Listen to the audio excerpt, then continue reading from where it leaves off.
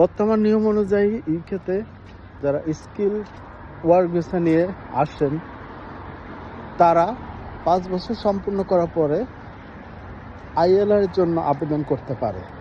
কিন্তু এখন গভর্নমেন্ট যে নিয়ম করতেছে সেটা হচ্ছে এটা 5 বছরের পরিবর্তে 10 বছর পরে তাদেরকে আইএলআর জন্য আবেদন করতে হবে। এখন কথা হচ্ছে এই নিয়মটা কাদের জন্য? যারা অলরেডি স্কিল ওয়ার্ক ভিসা আছে তাদের জন্য কি এটা অ্যাপ্লিকেবল? এটাই হচ্ছে সবচেয়ে বেশি আলোচনার বিষয়। যারা আসবেন তারা তো জেনে শুনে আসবেন যে তাদেরকে 10 বছর থাকতে হবে এই রুটে, দেন আইএলআর পাবে। কিন্তু যারা অলরেডি আছে স্কিল ওয়ার্ক ভিসাতে তারা তো জানে যে তারা 5 বছর পরে আইএলআর জন্য আবেদন করতে পারবে। এখন গভর্নমেন্ট চেঞ্জ করতে যাচ্ছে, এটা ওইভাবে ক্লিয়ার করে বলা নাই যে যারা নতুনভাবে আবেদন করবে স্কিল ওয়ার্ক ভিসায় তাদের জন্যই শুধু অ্যাপ্লিকেবল, বা যারা অলরেডি স্কিল ওয়ার্ক ভিসাতে আছে তাদের জন্য অ্যাপ্লিকেবল কি না এটা স্পষ্ট করে কিছু বলেন।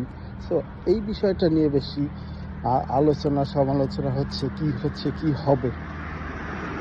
যারা অলরেডি স্কিল ওয়ার্ক ভিসায় আছে তারা তো জানে যে 5 বছর পরে তারা আইএলআর যেতে পারবে। এটা তাদের জন্য আতঙ্কের। এটা এই বিষয়টা নিয়েই যত আলোচনা সমালোচনা। এখন কথা হচ্ছে পূর্বের যে সমস্ত হিস্ট্রি আছে অভিজ্ঞতা থেকে জানা যায় যে যদি কেউ যে নিয়ম জেনে আসে তার জন্য সেটা অ্যাপ্লিকেবল,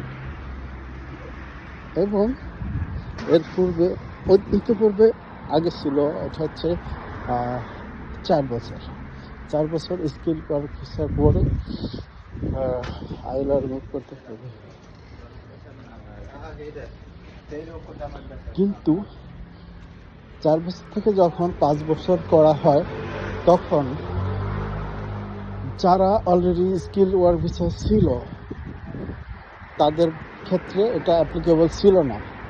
তাদের ক্ষেত্রে আমি যতটুকু জানি যে তাদের ক্ষেত্রে এটা ছিল, কিন্তু তারা পরবর্তীতে মামলা করে তারা উইন হয়। সো তারা 4 বছর পরে স্কিল ওয়ার্ক ভিসায় মুভ করতে পারে।